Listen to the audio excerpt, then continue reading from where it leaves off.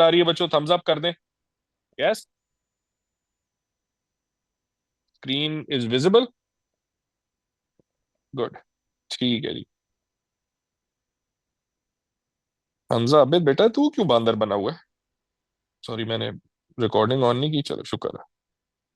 चलो जी, ये मुहज्जब अंदाज में जरा आपको पढ़ाना शुरू करें क्योंकि रिकॉर्डिंग ऑन हो गई है। Recording in progress. हो गई जी, बिस्मिल्लाह। सो कल की क्लास में किधर थे हम? बहुत आगे आ गए। अच्छा जी।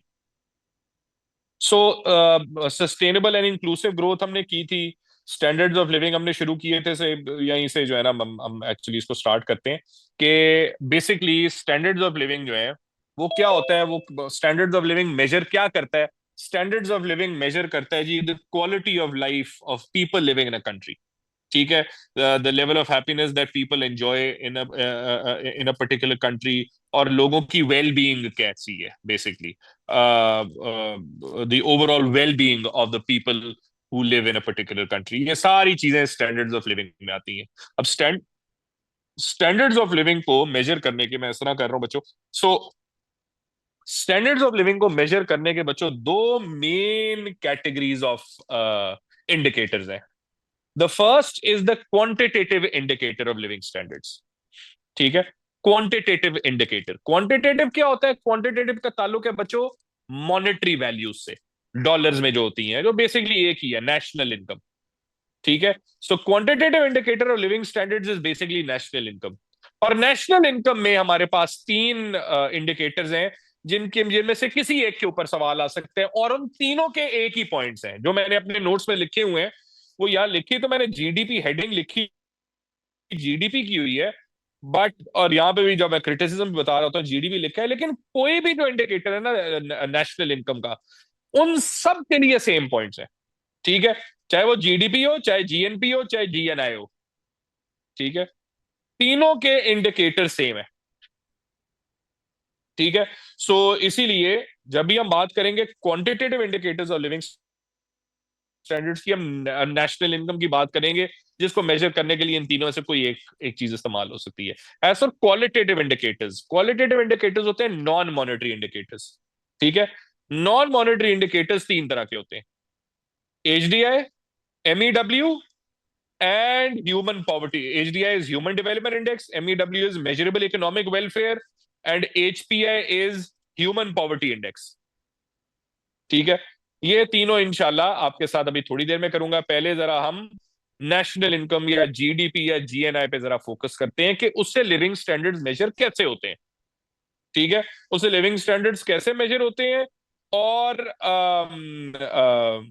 बेसिकली उसके प्रॉब्लम्स क्या है, क्रिटिसिज्म्स क्या है बेसिकली। ठीक है, तो ये बड़ा इंपॉर्टेंट है, इसके ऊपर एसेज आते हैं, तो है आसान लेकिन इंपॉर्टेंट है, तो please listen to this carefully. एक मिनट। अच्छा जी, सबसे पहले जीडीपी या जीएस से इनकम कैसे मेजर होती है, ये तीन पॉइंट मैंने यहाँ लिखे हुए, चार लिखे हुए लेकिन बेसिकली तीन में इनको डिवाइड कर सकते हैं, जो मैंने टिक किए हुए। नंबर वन, अगर एक मुल्क का जीडीपी ज्यादा होता है तो स्टैंडर्ड्स ऑफ लिविंग ज्यादा कैसी होती है? तीन चेन्स बनाई है मैंने। नंबर वन, पहली चेन, जब एक मुल्क का जीडीपी ज्यादा होता है या जीएनआई ज्यादा होता है, दैट मीन्स उस मुल्क में ज्यादा गुड्स एंड सर्विसेज प्रोड्यूस हो रहे हैं। जब एक मुल्क में ज्यादा गुड्स एंड सर्विसेज प्रोड्यूस होते हैं, दैट मीन्स वहां पे ज्यादा variety of goods and services है, which means that there is a greater consumer choice. जितनी ज्यादा कंज्यूमर चॉइस होगी, स्टैंडर्ड्स ऑफ लिविंग क्या होंगे? ज्यादा। पहली चेन बन गई। Greater the consumer choice, greater will be the standards of living. ठीक है, ये हो गई जी पहली चेन, कि जीएनआई या जीडीपी ज्यादा होने से स्टैंडर्ड्स ऑफ लिविंग ज्यादा कैसे होती है, इसका ताल्लुक है चॉइस एंड वैरायटी से।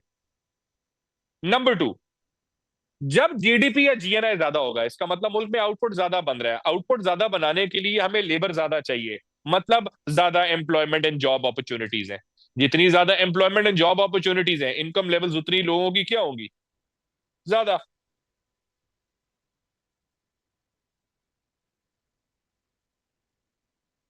ठीक है, उतनी ज्यादा लोगों की इनकम इनकम ज्यादा होंगी। ठीक है, सो मेरी आवाज आ रही है? कुछ लाइट गई है बच्चों, मेरी आवाज आ रही है?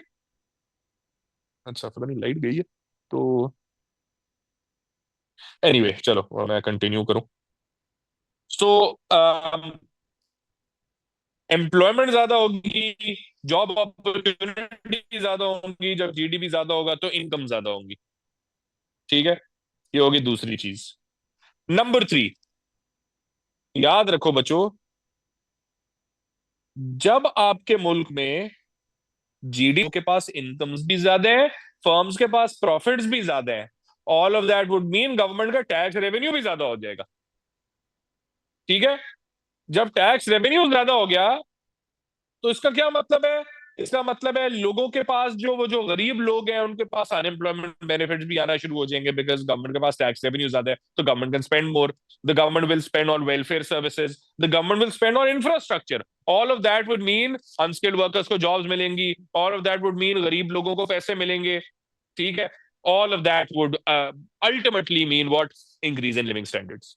परचेजिंग पावर बढ़ गई गरीब लोगों की, लिविंग स्टैंडर्ड बढ़ गए। ठीक है, ये हो गया जी आपका तीन, आप कह सकते हो चेन्स हमने चलाई जिससे लिविंग स्टैंडर्ड्स बेहतर हो गए। ठीक है, तीन चेन्स जिससे जीडीपी इंप्रूव होने से लिविंग स्टैंडर्ड ज्यादा हो जाते हैं। ठीक है, any questions related to this बच्चों, ये समझ आ गई?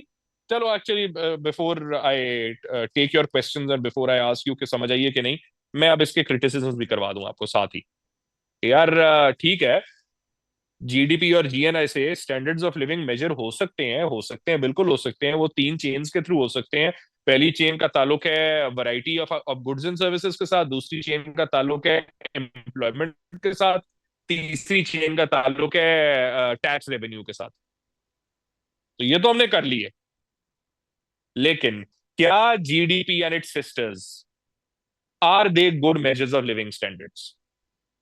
The answer is no. ठीक है, जीडीपी एंड इट्स सिस्टर्स मतलब national income is not an accurate or a reliable indicator of living standards. Why? दो रीजंस हैं जी, दो रीजंस हैं। सबसे पहले, बिकॉज ये इनएक्यूरेट होता है खास तौर पे डेवलपिंग कंट्रीज में। बच्चों ये मैंने आपको कल करवाया, याद है ना, मैंने आपको करवाया था कि जीडीपी जो है इनएक्यूरेट होता है, या नेशनल इनकम को कैलकुलेट करना इनएक्यूरेट होता है खास तौर पे डेवलपिंग कंट्रीज में। क्यों? एक तो लोग क्योंकि इलिटरेट होते हैं, तो लोगों को अपनी इनकम्स के बारे में ही नहीं पता। जब उनको अपने बारे में नहीं पता तो अपनी इनकम्स के बारे में कि वो एग्जैक्ट उनकी इनकम्स क्या है, तो वो गवर्नमेंट को क्या डेटा देंगे? दूसरा, इनएक्सेसिबिलिटी। डेवलपिंग कंट्रीज में कई ऐसी एरियाज हैं जो इनएक्सेसिबल हैं, गवर्नमेंट के पास जाने का वो जरिया नहीं है, अभी आपका तरीका नहीं है। राइट, रिमोट एरियाज हैं, तो वहां पे ऑब्वियसली बात है गवर्नमेंट इनकम का डेटा नहीं ले सकती। जैसे नेशनल इनकम का सही डेटा नहीं निकाल सकती, जैसे हम नेशनल इनकम का डेटा सही नहीं निकलेगा तो स्टैंडर्ड्स ऑफ लिविंग का डेटा कैसे निकलेगा? Number 3, false information. कई दफा लोग गलत इंफॉर्मेशन, झूठी इंफॉर्मेशन बता देते हैं। ठीक है, टैक्स से बचने के लिए। ये डेवलप्ड और डेवलपिंग दोनों में होता है, पर खास तौर पे डेवलपिंग में है, क्योंकि डेवलपिंग में फिर पकड़ने के जरिए इतने नहीं है, मतलब the mechanism in place to catch people who evade taxes are very strong. ठीक है, तो ये डेवलपिंग कंट्रीज में ये भी बहुत बड़ा मसला है। चौथा मसला खास तौर पे डेवलपिंग कंट्रीज में ब्लैक मार्केट्स का है। तो ब्लैक मार्केट्स का मतलब है unreported underground activity. That means that will not be part of the GDP or national income of the country. And when that is not part of the GDP or national income of the country, that means how can we accurately measure standards of living? ठीक है, तो एक मसला GDP या national income का वो ये है कि वो एक्यूरेट नहीं होता। वो जब वो एक्यूरेट नहीं है तो वो स्टैंडर्ड्स ऑफ लिविंग को एक्यूरेटली मेजर नहीं कर सकता। नंबर 1।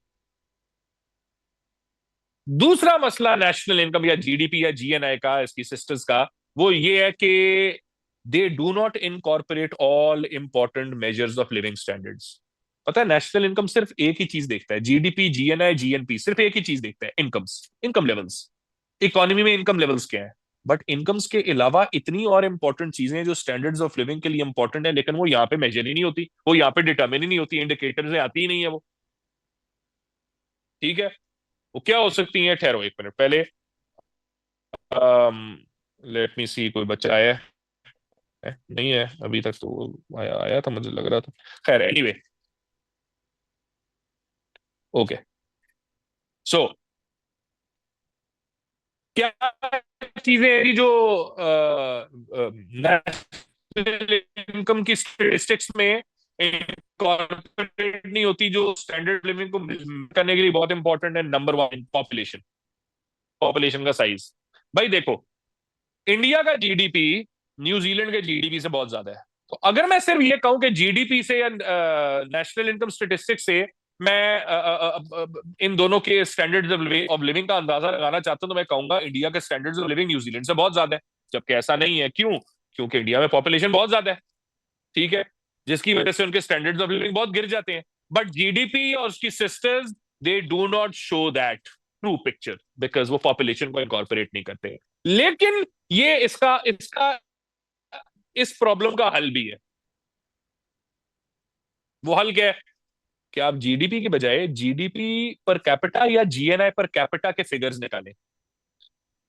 ठीक है, आप रादर देन सिर्फ जीडीपी और टोटल इनकम पे फोकस करें, आप इनकम पर पर्सन पे फोकस करें, जीडीपी पर कैपिटा पे फोकस करें। ठीक है, जिससे हमें पता चलेगा हाँ यार, न्यूजीलैंड की जीडीपी पर कैपिटा बहुत ज्यादा है बिकॉज उनकी पॉपुलेशन कम है, तो उनके नेचुरल सी बात है, उनके लिविंग स्टैंडर्ड्स बेहतर होंगे। तो इसका हल तो है, बट फिर भी अगर हम सिर्फ जीडीपी या जीएनआई देख रहे हैं, तो वो क्योंकि पॉपुलेशन इनकॉर्पोरेट नहीं करता, it's not a good indicator of living standards, number one. Number two, inflation का इम्पैक्ट परचेसिंग पावर पे लोगों की, वो भी जीडीपी या जीएनआई या इसकी सिस्टर्स इनकॉर्पोरेट नहीं करते। ठीक है भाई, अगर जीडीपी पर कैपिटा भी देख लिया, पाकिस्तान का GDP per capita for example $1700 है। अब इसमें परचेजिंग पावर पाकिस्तानियों की क्या है, वो नहीं पता ना हमें, क्योंकि हम उसमें इन्फ्लेशन के इम्पैक्ट को डाल ही नहीं रहे। और इन्फ्लेशन का impact is a huge, is a very important determinant of living standards, because वो परचेजिंग पावर लोगों की निकालता है। ठीक है, तो फिर इसका हल भी है, लेकिन हमारे पास बिल्कुल है। आप जीडीपी पर कैपिटा की बजाय रियल जीडीपी पर कैपिटा के फिगर्स इस्तेमाल करें, जो परचेजिंग पावर पर पर्सन निकालता है। ठीक है, उससे आपको एक्चुअल पिक्चर लोगों की परचेजिंग पावर की मिल जाएगी, बिकॉज उसमें पॉपुलेशन भी इनकॉर्पोरेटेड है और इन्फ्लेशन एडजस्टेड भी है। तो ये इसका हल भी निकल जाता है। लेकिन हाँ, this is another problem with GDP and its sisters. ठीक है, कि इन्फ्लेशन को इनकॉर्पोरेट नहीं करता अनलेस हम रियल फिगर्स निकालें। ठीक है, अगले जो तीन जो प्रॉब्लम्स हैं, जो मतलब इनकॉर्पोरेट नहीं होते नेशनल इनकम स्टेटिस्टिक्स में, उनका हल भी कोई नहीं है। मसलन नेगेटिव एक्सटर्नैलिटीज का impact GDP per capita and hence living standards के ऊपर कोई नहीं है हमारे पास। ठीक है, खुद सोचो बच्चों, अगर एक मुल्क कहता है यार हम अपने लिविंग स्टैंडर्ड्स को जीडीपी या जीडीपी पर कैपिटा से या जीएनआई पर कैपिटा से डिनोट करना चाहते हैं, तो वो कहेगा यार जितना जीडीपी बढ़ रहा है, जीएनआई बढ़ रहा है, उतना बेहतर है, उससे हमारी इनकम्स बढ़ेंगी, लिविंग स्टैंडर्ड्स बढ़ेंगे। लेकिन at what cost? At what cost? क्योंकि higher GDP and higher GNI would lead to what? More production. More production will lead to what? More pollution. ठीक है, more congestion, other problems. Negative externality में सिर्फ pollution नहीं होती ना, other problems भी होती है। कंजेशन, ट्रैफिक कंजेशन, फिर लोगों के लिए घर जो है वो महंगे मिल रहे हैं लोगों को, क्योंकि एज एन इकोनॉमिक ग्रोथ हो रही है, तो ऑब्वियसली बात है जो लोग बेचारे अफोर्ड नहीं कर पा रहे हैं उनको महंगे घर मिल रहे हैं, etcetera etcetera. All of that is basically negative externalities. And obviously बात है, जितनी ज्यादा नेगेटिव एक्सटर्नैलिटीज होंगी, लोगों की हेल्थ उतनी खराब होगी, लोगों के लिविंग स्टैंडर्ड्स उतने ही खराब होंगे। ठीक है, ये होगी तीसरी चीज कि जी नेगेटिव एक्सटर्नैलिटी से जो है, सॉरी, जीडीपी नेगेटिव एक्सटर्नैलिटीज को इनकॉर्पोरेट नहीं करती, तो उसकी वजह से हम सही तरह लिविंग स्टैंडर्ड्स का जो एक मुल्क में जो लेवल्स हैं लिविंग स्टैंडर्ड्स के, वो नहीं अंदाजा लगा सकते। नंबर फोर, इनकम इनक्वालिटी भी जीडीपी पर कैपिटा अंदाजा नहीं लगाता। देखो ना, पाकिस्तान में जीडीपी पर कैपिटा $1700 है पर पर्सन पर ईयर।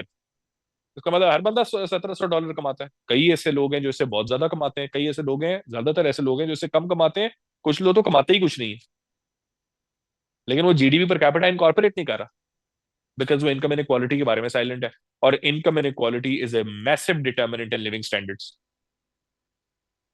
इसके अलावा दो जो probably two of the biggest indicators of living standards, education and health care, वो नेशनल इनकम स्टेटिस्टिक्स में कभी इंकॉर्पोरेट नहीं होते। वो सिर्फ नेशनल इनकम स्टेटिस्टिक्स पे फोकस करते हैं, इनकम्स पे।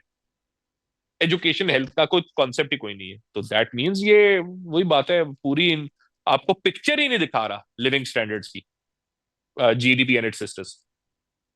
ठीक है जी। तो ये हो गए जी आपका बच्चों बेसिकली जो quantitative measure of living standards. वो लिविंग स्टैंडर्ड्स मेजर कैसे करता है, लेकिन फिर वो लिविंग स्टैंडर्ड्स मेजर करने में अच्छा क्यों नहीं है, ये पूरी पिक्चर मैंने आपको बता दी। ये एसएस के लिए बड़ा जरूरी है। ठीक है। Any questions related to this बच्चों, जीडीपी जीएनआई से रिलेटेड कोई क्वेश्चंस हैं पूछें। समझ आ गई है तो थम्स अप करते हैं। Sir voice and screen lagging, ये अभी मैंने देखा है 10 मिनट बाद। हमजा अब ठीक है, मतलब उसके बाद कोई मसला, या आ रही है समझ? हमजा, मायरा, ठीक है जी। हमजा पैस का मतलब क्लियर। ठीक है, जबरदस्त। मुझे व्हाट्सएप कर दिया करो हमजा या बाकी कोई बच्चे, अगर ये वॉइस के इश्यूज हो रहे हैं तो मुझे उस वक्त तो नहीं मैं देख पाऊंगा क्योंकि मेरी स्क्रीन शेयर्ड होती है। तो मुझे व्हाट्सएप कर दिया करो, मेरा फोन साथ ही पड़ा है।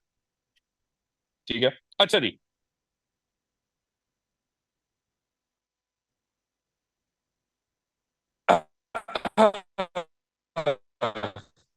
हो गया जी हमारा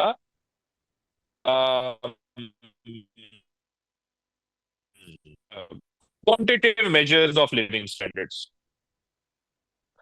क्वालिटेटिव जी सुबह ये पैरागॉन के स्टूडेंट्स के साथ बनाया। क्वालिटेटिव 3 इंडिकेटर्स पढ़ेंगे, एक दूसरे मुख्तलिफ है। सब इंडिकेटर पढ़ेंगे। डेवलपमेंट इंडेक्स एचडीआई, ये पाकिस्तान।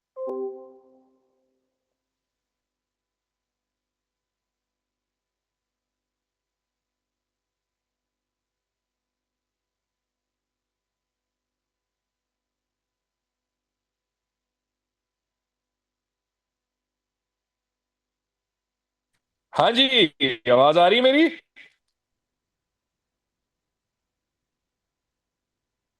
अब आवाज क्लियर है?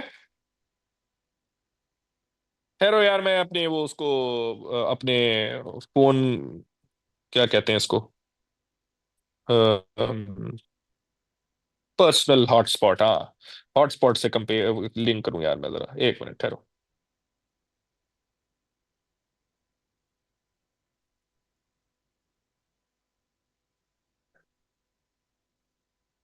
अच्छा जी, आई होप अब आवाज ज्यादा बेहतर आएगी।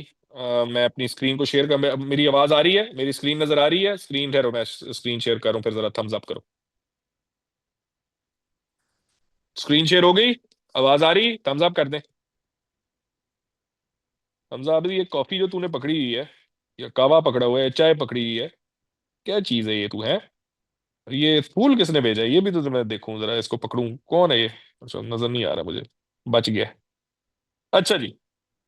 सो qualitative indicators of living standards, जिस तरह मैंने कहा, पहला जो इंडिकेटर पढ़ेंगे वो है ह्यूमन डेवलपमेंट इंडेक्स। ये एक पाकिस्तानी इकोनॉमिस्ट ने ये बनाया था 1990s के अंदर, स्टैंडर्ड्स ऑफ लिविंग और डेवलपमेंट के लेवल्स को देखने के लिए कि कंट्री कितनी डेवलप्ड है।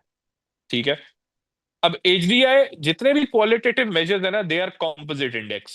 What is meant by a composite index? Composite index होता है वो इंडिकेटर या वो इंडेक्स जो मल्टीपल चीजों को इनकॉर्पोरेट कर रहा है। अब quantitative measure is not a composite index. क्यों? क्योंकि वो सिर्फ एक ही चीज देख रहा है, इनकम। लेकिन qualitative measures of living standards, हर क्वालिटेटिव मेजर कॉम्पोजिट इंडेक्स है। क्यों? क्योंकि वो एक से ज्यादा चीजें, एक से ज्यादा इंडिकेटर्स इनकॉर्पोरेट कर रहे हैं लिविंग स्टैंडर्ड्स को मेजर करने के लिए। ठीक है। मसलन नंबर 1, सो एचडीआई को करते हैं। एचडीआई कॉम्पोजिट इंडेक्स है, उसमें 3 इंडिसेस हैं जी। एचडीए के अंदर 3 इंडिसेस हैं, ठीक है। पहला इनकम इंडेक्स, चलो इनकम भी आ गया, एचडीए के अंदर इनकम भी डाल रहे हैं वो। इनकम इंडेक्स में कौन सा इंडिकेटर है जी? GNI per capita. इनकम को देखने के लिए, अंदाजा लगाने के लिए वो जीएनआई पर कैपिटा इनकॉर्पोरेट करते हैं, ठीक है। सो इनकम को देखने के लिए GNI per capita is used. ये हो गया इनकम इंडेक्स। दूसरा, वेरी गुड, एजुकेशन भी इनकॉर्पोरेट होती है एचडीआई के अंदर, एजुकेशन इंडेक्स भी है जी। एजुकेशन को मेजर करने के लिए कौन सा इंडिकेटर है?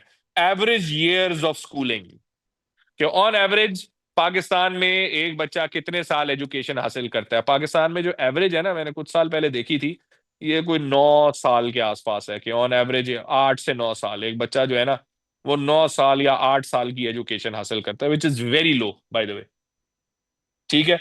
सो ये एवरेज ईयर्स ऑफ स्कूलिंग है। जो तीसरा इंडिकेटर जो इनकॉर्पोरेट होता है दैट इज, या तीसरा जो इंडेक्स है जो इनकॉर्पोरेट होता है, दैट इज हेल्थ या लाइफ एक्सपेक्टेंसी इंडेक्स।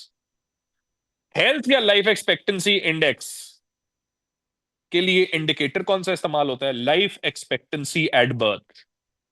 ये क्या है जी life expectancy at birth? Life expectancy at birth है कि ऑन एवरेज एक बंदा पाकिस्तान में कितने साल जिंदा रहता है, ठीक है। ऑन एवरेज एक बंदा पाकिस्तान में कितने साल जिंदा रहता है, राइट। तो मैं उसकी तुम्हें एग्जांपल देता हूँ। पाकिस्तान में जब हम छोटे होते थे, तो पाकिस्तान में जो लाइफ एक्सपेक्टेंसी होती थी वो 50s के आसपास होती थी, 50s के अंदर होते थे।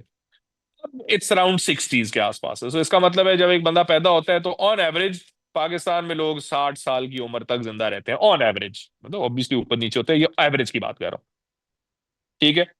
तो ये है ह्यूमन डेवलपमेंट इंडेक्स। इसके 3 इंडेक्सेस हैं।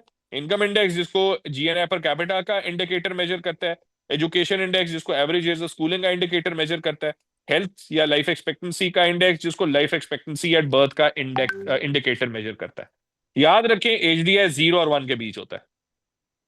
पाकिस्तान का जो एचडीआई है 0.5 के करीब है, ठीक है।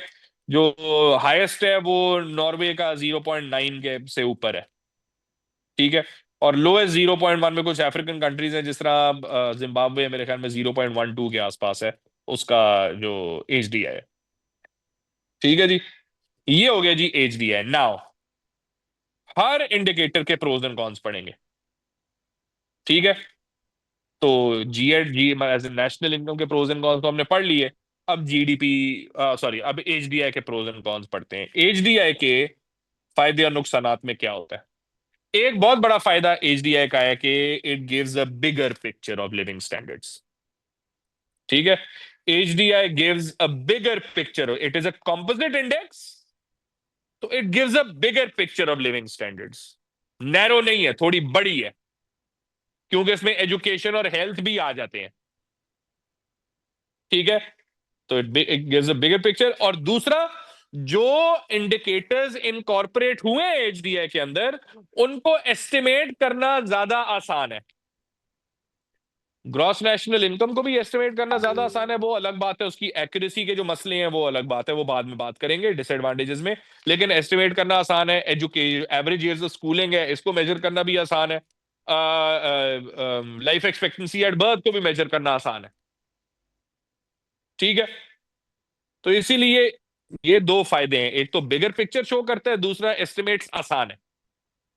लेकिन नुकसान क्या है? एक नुकसान, वो जो जीएनआई का मसला है, जीएनआई का तो वो जो एक्यूरेसी का मसला है डेवलपिंग कंट्रीज में, वो तो अभी भी रहेगा ना। डेवलपिंग कंट्रीज में जीएनआई को एक्यूरेटली कैलकुलेट करना बहुत मुश्किल काम है, बिकॉज ऑफ इलिटरेसी, ब्ला ब्ला ब्ला ब्ला, सारी चीजें हमने की हैं, ठीक है। नंबर 2, जीएनआई, सॉरी, एचडीआई के अंदर और भी ऐसी चीजें हैं जो लिविंग स्टैंडर्ड्स के लिए इंपॉर्टेंट हैं, बट वो एचडीआई में नहीं आती, जैसे एक्सटर्नैलिटीज, जैसे क्राइम लेवल्स एक मुल्क में क्या है, पॉलिटिकल फ्रीडम, मीडिया फ्रीडम कितनी है एक मुल्क के अंदर, ठीक है। जिस तरह कतर या सऊदी अरेबिया के एचडीआई हाई है, लेकिन वहां पे फ्रीडम नहीं है, मीडिया की भी, पॉलिटिकल फ्रीडम नहीं है। तो हम ये नहीं कह सकते कि वहां पे लिविंग स्टैंडर्ड हर बंदे के बहुत अच्छे हैं। तो इसलिए ऐसी कुछ चीजें इनकॉर्पोरेट नहीं होती, जिसकी वजह से एचडीआई भी जरा इनकम्प्लीट हो जाता है। ठीक है जी, ये हमने पढ़ लिया जी। This is the first non monetary या qualitative indicator of living standards, which is HDI. दूसरा इंडिकेटर लिविंग स्टैंडर्ड्स का, एमईडब्ल्यू, क्वालिटेटिव इंडिकेटर जो दूसरा है, दैट इज एमईडब्ल्यू। एमईडब्ल्यू का क्या मतलब है जी? Measurable economic welfare. Measurable economic welfare, ठीक है, ये क्या होता है जी measurable economic welfare? Measurable economic welfare का मतलब है, this is also a composite index, इसमें भी एक से ज्यादा चीजें आती हैं, और इसका ये फॉर्मूला है, मैंने यहाँ फॉर्मूला इसका लिखा हुआ है ये, ठीक है। इसको उसके पेज के ऊपर भी मैंने ये वाला जो फॉर्मूला लिखा है ना, ये थोड़ा सा वेग फॉर्मूला है, उसके नीचे मैंने जरा एक्यूरेट फॉर्मूला लिखा है, इसलिए इसको मैंने काट दिया हुआ है। ठीक है, जो ज्यादा एक्यूरेट फॉर्मूला है मेजरेबल इकोनॉमिक वेलफेयर का, वो है जी real GDP per capita plus leisure time minus negative externalities. ठीक है, एमईडब्ल्यू को निकालने के लिए बेसिकली हम ये करते हैं, रियल जीडीपी पर कैपिटा में लेजर टाइम ऐड करते हैं, उसका एक वो बनाकर इंडेक्स बनाकर लेजर टाइम ऐड करते हैं, और नेगेटिव एक्सटर्नैलिटीज के इंडेक्स को माइनस कर देते हैं। ठीक है, ये है जी आपका एमईडब्ल्यू। अच्छा, अब इसमें एक अच्छी चीज क्या है, जो अब कंपेयर करते हैं इसको जीडीपी से, तो ऑब्वियसली बहुत बेहतर है, लेकिन इवन एचडीआई से कंपेयर करते हैं, एचडीआई से भी ये बेहतर क्यों है? नंबर वन, इसमें रियल जीडीपी पर कैपिटा, तो परचेजिंग पावर आ रही है, उसमें सिर्फ जीएनआई पर कैपिटा था, इसमें रियल जीडीपी पर कैपिटा, तो इसमें परचेजिंग पावर आ रही है, पहली बात तो ये इसमें एक अच्छी चीज ये है। दूसरी अच्छी चीज ये है, इसमें लेजर एक्टिविटी, लेजर टाइम भी आ रहा है, और खास तौर पे नेगेटिव एक्सटर्नैलिटीज आ रही है, और नेगेटिव एक्सटर्नैलिटीज में सिर्फ पोल्यूशन नहीं होती बच्चों, नेगेटिव एक्सटर्नैलिटीज में बहुत सारी और चीजें हो जाती हैं। ठीक है, वो सब चीजें जो थर्ड पार्टी को नेगेटिवली अफेक्ट करती हैं, वो सारी नेगेटिव एक्सटर्नैलिटीज में आ जाती हैं, इंक्लूडिंग पोल्यूशन, इंक्लूडिंग फ्रीडम भी आ जाती है नेगेटिव एक्सटर्नैलिटी के अंदर, कि अगर बहुत रिस्ट्रिक्शन है तो नेगेटिव एक्सटर्नैलिटी को बुरी तरह हैम्पर करेगी, हैम्पर करेगी बेसिकली। इसके अलावा और क्या हो सकता है? ट्रैफिक कंजेशन, ठीक है, रेजिडेंशियल एरियाज कितने महंगे हैं, ठीक है, जब मतलब ये कि जितनी ज्यादा इकोनॉमी में ग्रोथ हो रही है, तो रेजिडेंशियल एरियाज कितने महंगे, ऑल ऑफ दीज आर खैर तुम्हें उसकी डिटेल्स के बारे में नहीं पता होना चाहिए, बस तुम्हें ये पता होना चाहिए नेगेटिव एक्सटर्नैलिटीज के उसमें आता है फॉर्मूले में, एमईडब्ल्यू के, और नेगेटिव एक्सटर्नैलिटीज में और ज्यादा चीजें आती हैं, जिसकी वजह से ये एचडीआई से बेहतर है। क्यों? क्योंकि इसमें एचडीआई से ज्यादा चीजें इनकॉर्पोरेट हुई है नेगेटिव एक्सटर्नैलिटीज में और लेजर टाइम में, और साथ में इन्फ्लेशन भी एडजस्टेड है।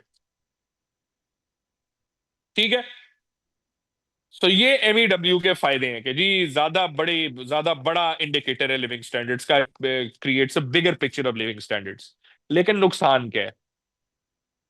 एमईडब्ल्यू का एक नुकसान ये है कि इसमें कई ऐसे इंडिकेटर्स हैं, नॉर्मेटिव इंडिकेटर्स हैं। नॉर्मेटिव का मतलब लोगों के ओपिनियंस पे बेस करते हैं, जैसे नेगेटिव एक्सटे, जिस तरह लेजर हो गया।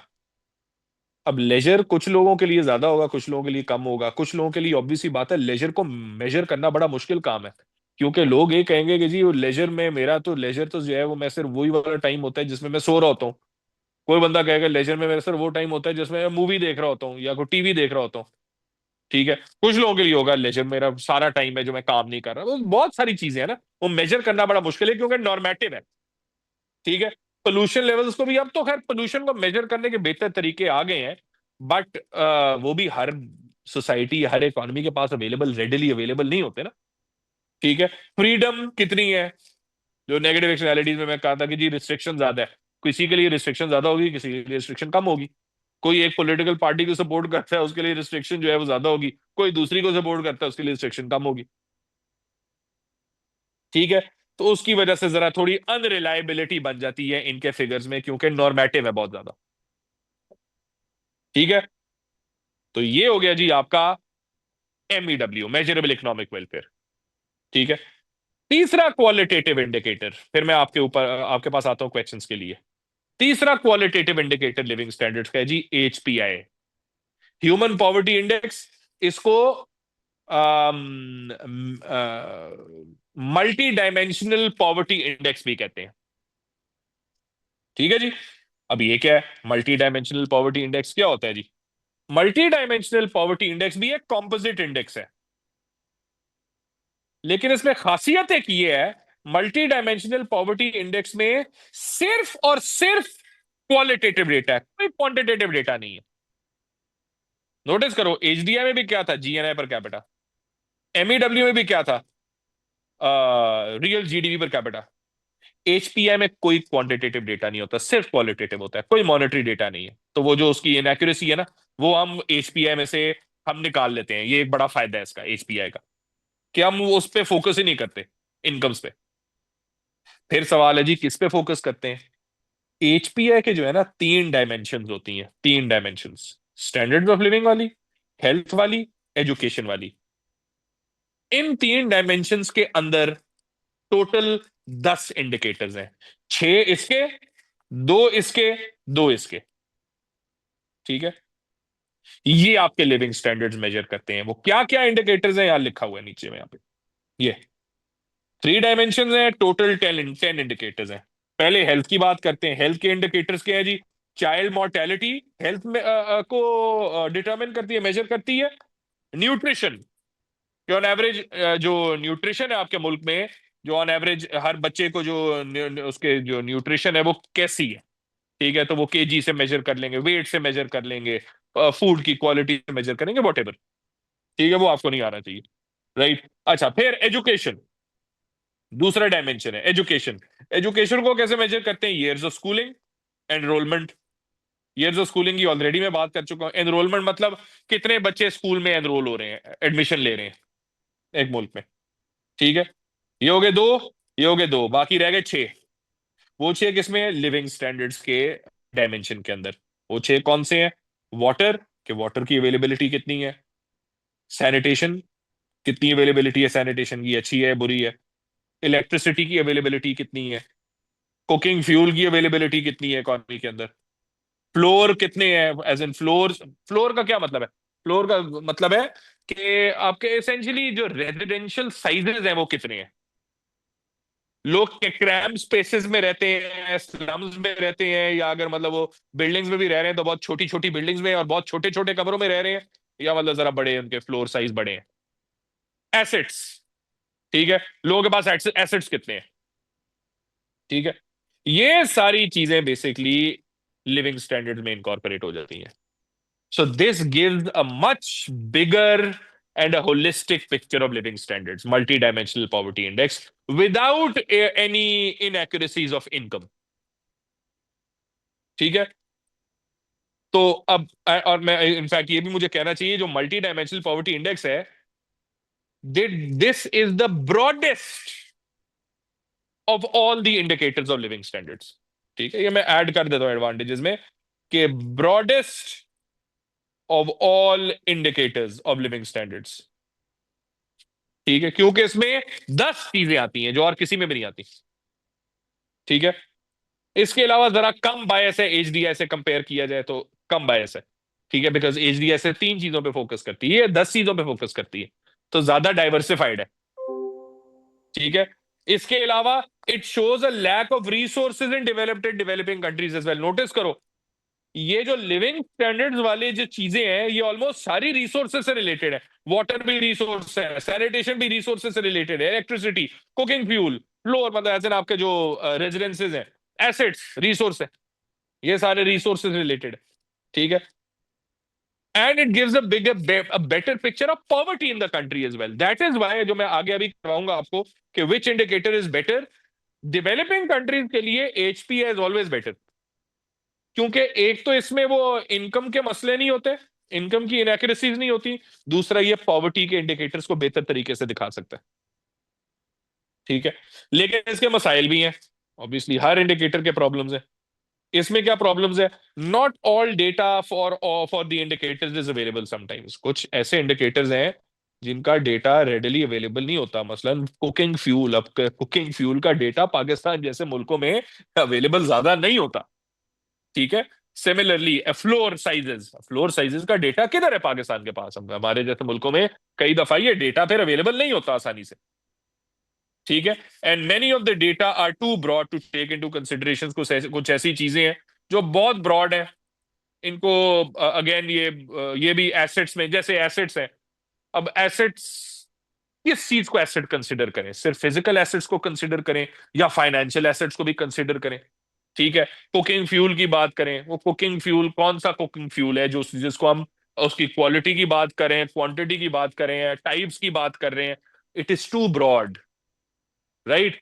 तो उसको नैरो करना कई दफा बहुत प्रॉब्लमेटिक होता है। ठीक है जी, ये हो गए जी pros and cons of HPI. फिर एंड पे which indicator is the best, क्योंकि इसके ऐसे इसके ऊपर आएंगे आपके, ठीक है, कि स्टैंडर्ड्स ऑफ लिविंग के लिए फिर बेस्ट इंडिकेटर कौन सा हो सकता है। तो एंड पे 20 नंबर के सवाल में कंक्लूजन में आपने बताना होगा कि जो बेस्ट इंडिकेटर है डिपेंड्स ऑन के जी वो कितने, it covers multiple aspects of living standards and whether it is accurate और नॉट। क्या ये एक्यूरेट है और क्या स्टैंडर्ड्स ऑफ लिविंग के मल्टीपल चीजों को कवर कर रहे हैं कि नहीं, ठीक है। अब इसमें भी डेवलप्ड और डेवलपिंग कंट्रीज आती हैं। डेवलपिंग कंट्रीज में जो बेस्ट है वो एक्चुअली एचपीआई है, क्योंकि उसमें वो इनकम की चीजें इनकॉर्पोरेट नहीं होती, gives a more holistic picture. Poverty के ऊपर की भी इसके ऊपर एक एक एनालिसिस होता है, ठीक है। और साथ में HDI is also good indicator in such countries, क्योंकि एचडीआई निकालना आसान है डेवलपिंग कंट्रीज में। ये तीन डेटा ज्यादातर अवेलेबल होते हैं जो एचडीआई के अंदर आते हैं, ठीक है। एज फॉर डेवलप कंट्रीज में GDP and its sisters can be useful, क्योंकि वहां एक्यूरेसी ज्यादा होती है इनकी, ठीक है। लिटरेसी कम है, ब्लैक मार्केट्स कम है, फॉल्स इंफॉर्मेशन कम है, ठीक है। सो वहां जीडीपी एंड इट्स सिस्टर्स और इवन एमईडब्ल्यू वहां बेहतर इस्तेमाल हो सकते हैं, ठीक है जी। ये हो गया डेवलप्ड और डेवलपिंग कंट्रीज में। आखिर में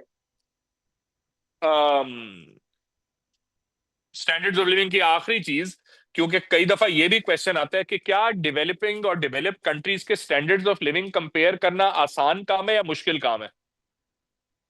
तो there are problems in comparing standards of living between countries. What are those problems? पहला प्रॉब्लम है, अगर आप जीडीपी या रियल जीडीपी के फिगर्स इनकॉर्पोरेट करें लिविंग स्टैंडर्ड्स को मेजर करने में, वो कई दफा मिसलीडिंग होते हैं, बिकॉज इनमें हिडन या इनफॉर्मल इकोनॉमी इनकॉर्पोरेट नहीं होती। तो डेवलपिंग कंट्रीज इसकी वजह से बहुत पीछे रह जाएंगी लिविंग स्टैंडर्ड्स के मेजर में, क्योंकि उनमें पाकिस्तान जैसे मुल्क जहां पे समझा जाता है कि 40% of the economy is informal economy, तो हमारा जीडीपी 40% से अंडरस्टेटेड है। तो how can we compare that with a country जिसका जीडीपी जो है वो ज्यादा फॉर्मल इकोनॉमी के ऊपर बेस्ड है, ठीक है। तो कंपैरिजन बिकम्स वेरी डिफिकल्ट।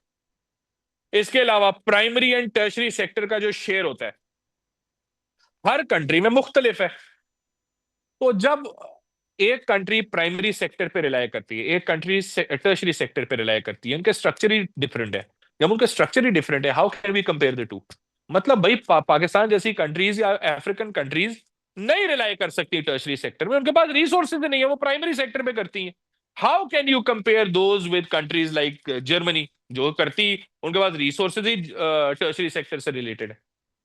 तो अगेन कंपैरिजन बिकम्स अनफेयर, ठीक है। इसके अलावा कुछ कॉम्प्लेक्स इंडिकेटर्स हैं और कुछ ऐसे क्वालिटेटिव इंडिकेटर्स हैं जिनको बहुत मुश्किल होता है निकालना, ठीक है। तो उसकी वजह से फिर जब कई ऐसे मुल्क हैं जहां पे ये इंडिकेटर्स नहीं निकल पाते, या अगर निकलते हैं तो खराब निकलते हैं, गलत निकलते हैं, तो फिर अगेन उसमें हम how can we compare those indicators with other countries जहां पे ये इंडिकेटर्स निकालना आसान है, ठीक है। इसके अलावा क्लाइमेट, कुछ कंट्रीज में क्लाइमेट डिफरेंट होता है, ये again this is also related to this primary and tertiary वाला पॉइंट।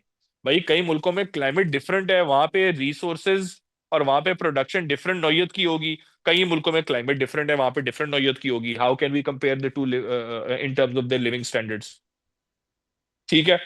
सो ये काफी सारे, मैं 6-7 पॉइंट यहाँ पे आपके साथ 3-4 पॉइंट मैंने आपको बताए हैं, या आप इवेल्युएशन में लिख सकते हो ऐसे एसेस के ऊपर। छह सात पॉइंट में से कोई तीन चार पॉइंट्स आप अपने इवेल्युएशन में लिख सकते हो। ठीक है, समझ आई बच्चों? मुझे बताओ एनी क्वेश्चंस रिलेटेड टू जो क्वालिटेटिव क्वांटिटेटिव मेजर्स एंड ये डिटेल्स जो मैंने आपके साथ की हैं, एनी क्वेश्चंस बताएं। समझ आ गई तो थम्स अप कर दें।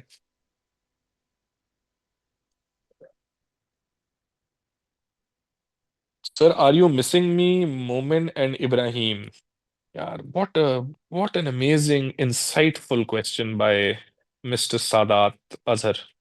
Amazing. I'm amazed at your brilliance, mashallah, and the amazing question and the ability of asking splendid questions, माशाल्लाह। देखो मेरी तुमने इस क्वेश्चन से मेरी इंग्लिश की वोकेबुलरी भी जो है वो ज्यादा कर दी है। ऐसे अल्फाज बोल रहा हूँ जो जिंदगी में पहले कभी बोले ही नहीं। Splendid, amazing, extraordinary, inhumane. और इनह्यूमेन तो तेरे पे पूरा जाता है वैसे, बट जी बात नहीं यार। तू, no I am not missing you. जी बात नहीं यार, कसम से नंबर अच्छे ले लिए तूने तो बात फिर अब फूल मुझे दिखा रहा है तू। बहुत बड़ी चीज है। अच्छा जी sir, kindly share the notes in the WhatsApp group. I think they are already shared in the WhatsApp group मेरा बच्चा। If you look at the, I think अगर मेरी in that in the descriptions of that WhatsApp group, you'll find a link that will open the notes of all the chapters of A2 economics. So उस पे आप देख लो। अभी तो ये तुम लोग आखिरी बैच हो जिनको मैं मुफ्त में ये नोट्स दे रहा हूँ। अगली दफा से तो मैंने ये जो है ये इन नोट्स को भी जो है ना वेबसाइट पे मैंने डाल देना। और वेबसाइट पे वो बच्चे लेंगे जो पैसे देंगे, है नहीं, कसम से मुफ्ता मैंने ये बच्चों को जो मुफ्ता बना दिया ना मैंने, इस वजह से सादात जैसे बच्चे पैदा हो गए हैं, कसम से। ये मुफ्ते खा खा कर, ऐसी की तैसी। सादात पैसे दे मुझे तू मेरे नोट्स के। ओ यार ये सारा रिकॉर्ड हो रहा है, चलो कोई नहीं यार। ठीक है कोई नहीं यार, अब तो मैं ऐसे ही हूँ। हम भेज देंगे उन्हें, ऐसी की तैसी तेरी।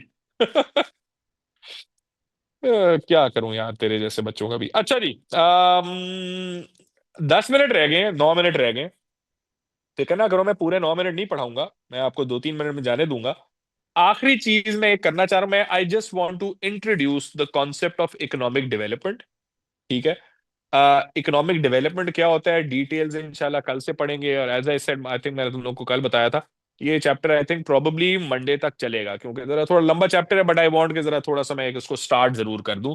ये इकोनॉमिक डेवलपमेंट क्या होती है और इकोनॉमिक डेवलपमेंट और इकोनॉमिक ग्रोथ का एक दूसरे से क्या कंपैरिजन है। सो इकोनॉमिक डेवलपमेंट क्या होती है? An improvement and increase in the welfare and the quality of life in the country. And in simple words, increase in the standards of living of a country. ठीक है, एक country के standards of living में जब increase आ जाए, वो क्या है जी? उसका मतलब है वो कंट्री ज्यादा डेवलप हो रही है। एक कंट्री में क्वालिटी ऑफ लाइफ बेहतर हो रही है, इसका मतलब वो कंट्री ज्यादा डेवलप हो रही है। ठीक है, now how is economic development and economic growth different? हम इकोनॉमिक डेवलपमेंट पूरा देखेंगे कि इकोनॉमिक डेवलपमेंट के इंडिकेटर्स क्या हैं, वो इंशाल्लाह कल की क्लास में देखेंगे।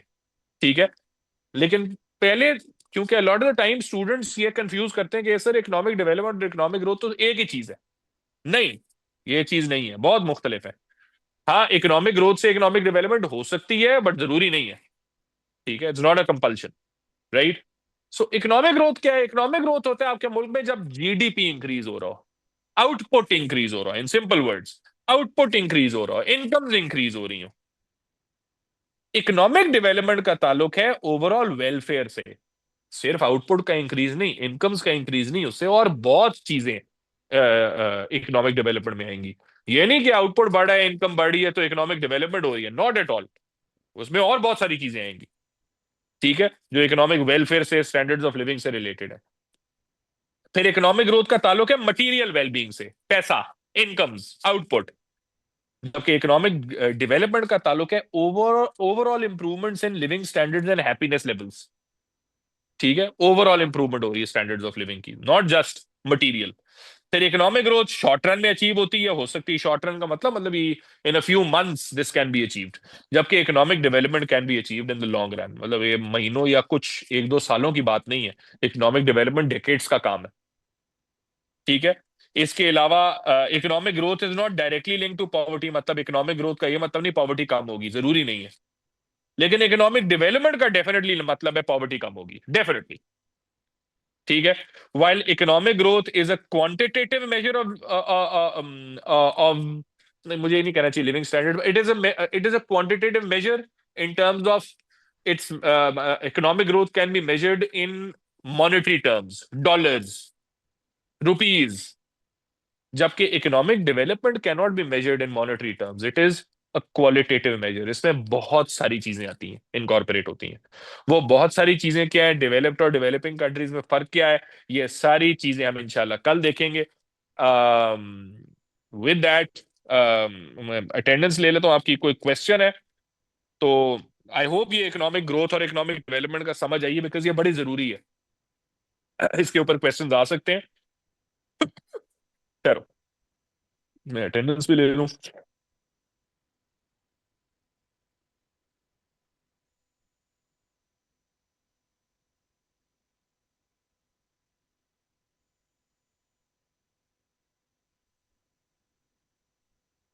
ठीक है बच्चों, दैट्स इट फॉर टुडे। इंशाल्लाह हम कल इसको आगे कंटिन्यू करेंगे। अल्लाह हाफिज।